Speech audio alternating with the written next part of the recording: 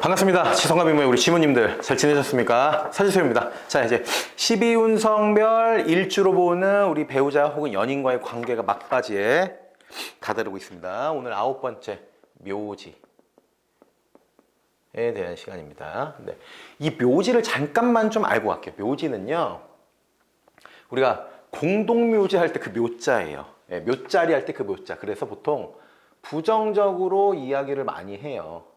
그리고 묘지가 특히 12운성에 이론적으로 좀 부정적으로 볼 수 있는 것이 이 12운성 그래프라고 한다면 묘절태양 요렇게가 이제 이 수면 아래의 에너지일 텐데, 이 묘라는 요 녀석은요 수면 아래에 있으면서 또 하락해야 되는 하락 곡선으로 이어지는 그 구간이에요. 그래서 이 묘의 시기가 지나면 좀 낫겠지 하면은 어머 웬걸 절지가 기다리고 있네요. 요런 의미, 요래서 묘지를 좀 부정적으로 논하긴 합니다.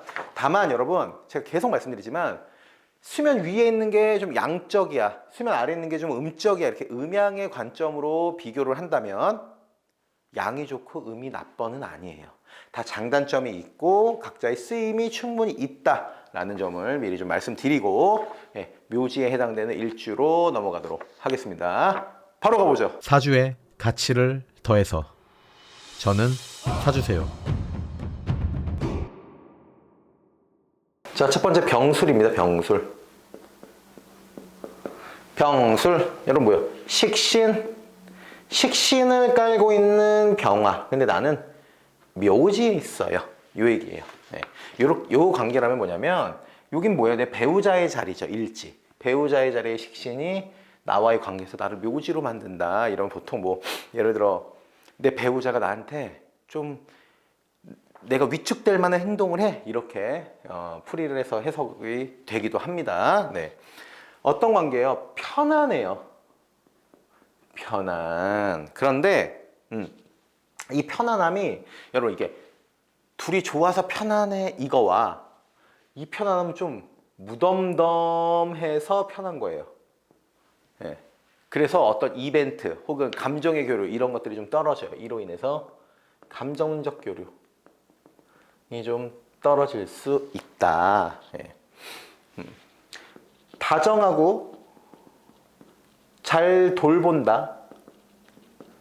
얘도 가능합니다. 서로가 서로를 다정하게 잘 돌본다.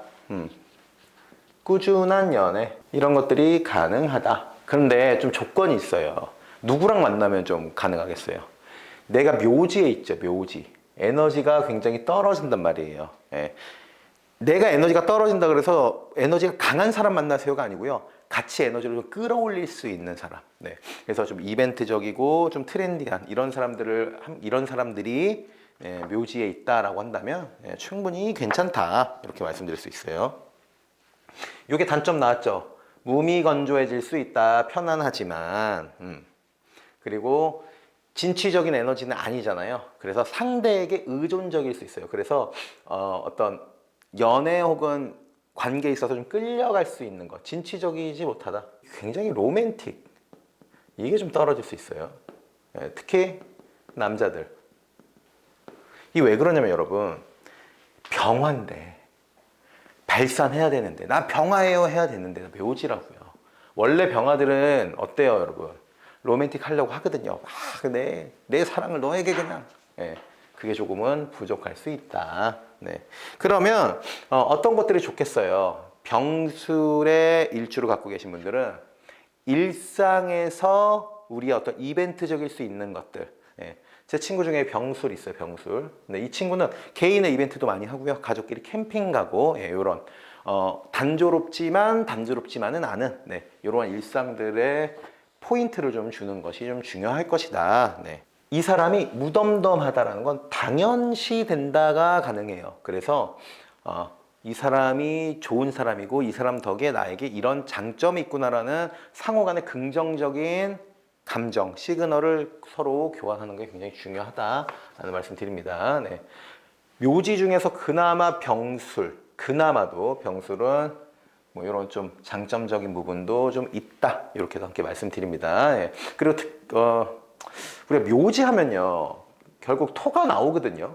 여러분 지지토에서는 조심해야 될 게 뭐예요? 축술미 삼형살, 네, 형살의 잠재성이 늘 있다. 그리고 묘지기 때문에 인묘의 가능성도 있다. 근데 이것들은 다 사주 전체를 논해야 알 수가 있습니다. 네, 좋습니다. 해서 묘지의 첫 번째 병술 마무리하고 다음으로 가보도록 하죠.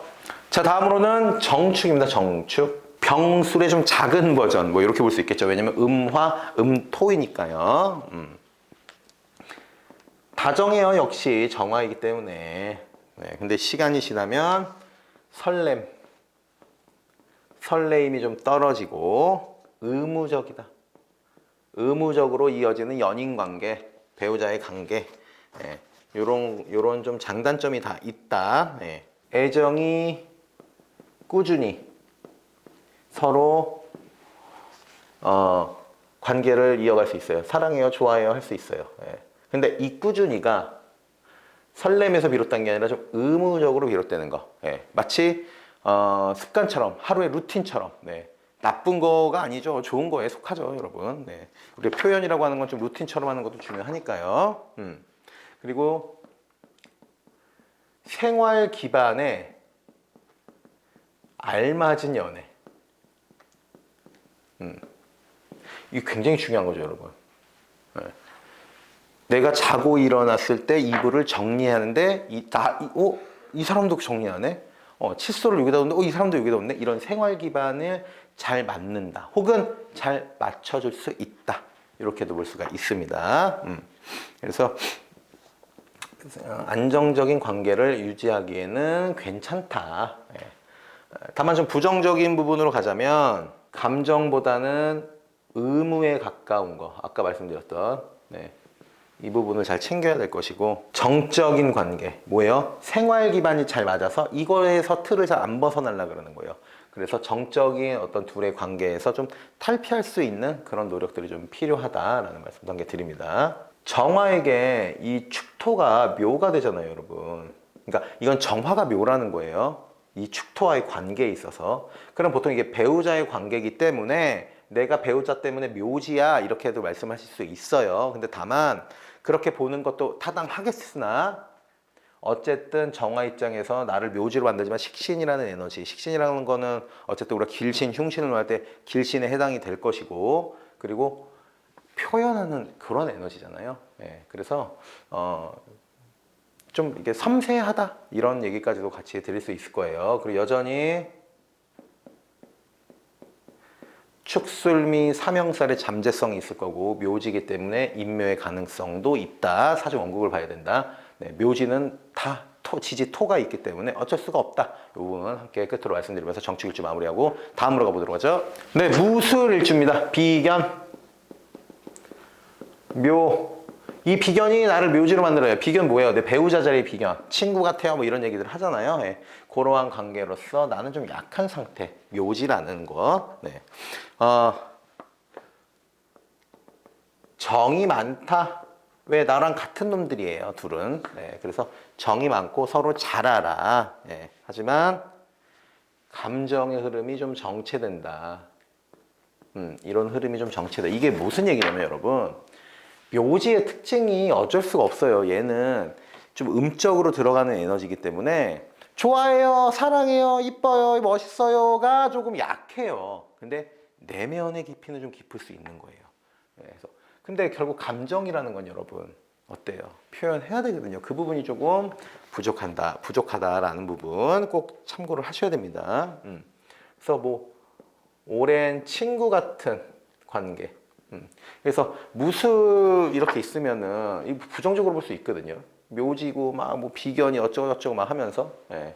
근데 둘이 손 꼭 잡고 오랜 시간 같이 거닐 수 있는 것도 무술에 해당이 된다. 이렇게 보시면 됩니다. 감정 소모가 좀 적다. 이것도 강점이죠. 예. 다만 좀 단점으로 좀 보자면은 도약이 어려워요. 도약. 둘의 감정이 한번 식으면은 다시금 불타오르기가 좀 어려워요. 예, 왜 아까 앞에서 말씀드린 대로 진취적이고 이런 부분이 좀 떨어지기 때문이에요. 그래서 표현, 역시 표현이죠. 애정 표현. 애정 표현에 있어서도 좀 떨어진다. 이런 노력이 좀 필요하다. 예. 그래서 어쨌든 무술일주 여러분들은 이런 것만 잘하시면 돼요. 네, 감정적인 표현.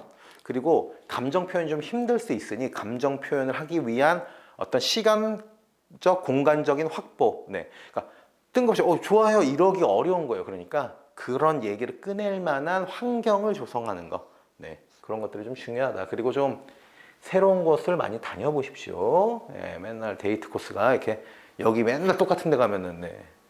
뭐 단골이 돼서 뭐 단무지라도 하나 더 받을 수는 있지만 신선한 자극이 되긴 어렵다. 그래서 좀 외지로 혹은 외곽으로 둘만의 데이트로 이런 것들을 좀 노력하면 좋을 것 같다라는 말씀 끝으로 드리면서요. 예, 기축으로 가보도록 하죠. 비견이에요, 비견. 그리고 나를 묘로 만들어요.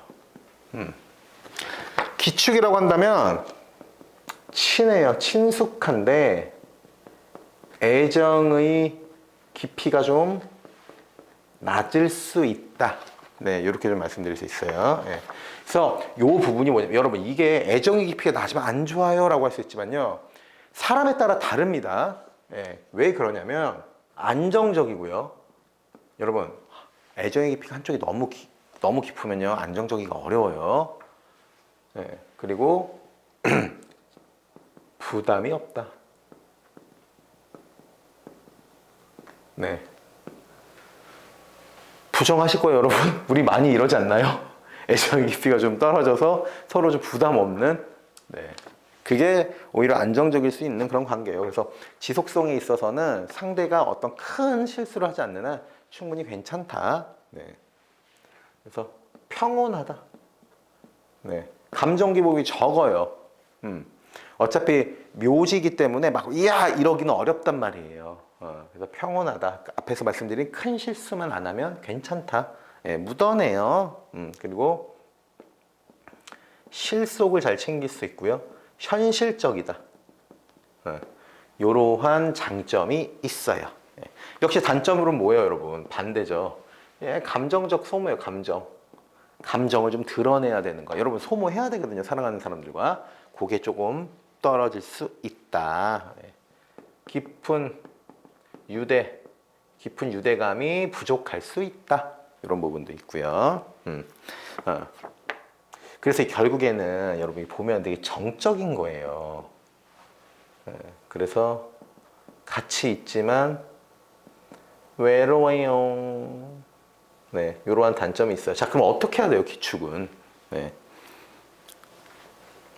이런 것들을 키울 수 있는 방법을 찾아야죠. 네. 가장 좋은 건요, 하나 팁을 드리면 문화생활을 같이 즐기면 좋아요. 운동이면 더더욱 좋을 거고요. 묘잖아요. 네. 묘. 좀 이렇게 발산할 수 있는. 그래서 뭐 같이 테니스를 친다던가 이런 운동도 좋고요. 혹은 그게 아니면요, 좀 정적인 걸 같이 해도 좋아요. 예, 뭐가 있을까요? 뭐 이렇게 손으로 뭔가를 만들어내고 이런 것들도 같이 해도 좋다. 네, 같이 뭔가를 함께 하자. 네, 이렇게 말씀을 드리면서 이제 다음 임진으로 가보도록 하죠. 자, 임진입니다. 편관이죠. 토극, 수, 음행이 같아, 묘.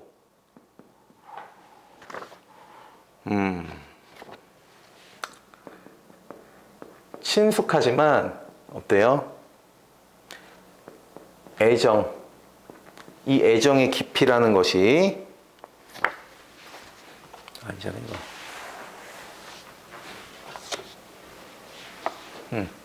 이거는 책임감 속에 큰 어감.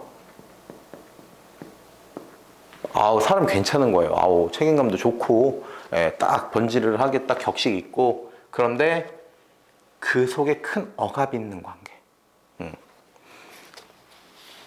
이런 거죠. 나를 생각해 주는 건 알겠는데 좀 답답해. 예, 실제로 예전에, 제가 뭐 밝혀드릴 수는 없지만, 국회의원 아내분께서 임진일 주셨어요. 물론 그분은 관이 좀 있으셨는데, 예, 남편이 국회의원이라고 하는 것 때문에 강하지만, 그런데 그게 마냥 좋지는 않대요.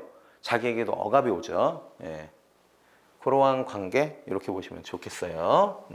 그래서 사회적 역할, 책임감을 다한다 라는 강점이 있어요. 이런 것에 끌려요. 사랑의 관계보다는 파트너, 우리는 좋은 인생의 동반자야, 파트너야, 이런 관계로 연결이 되기도 해요.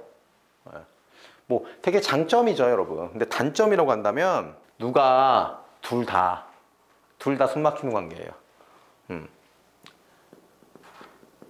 관계의 위축.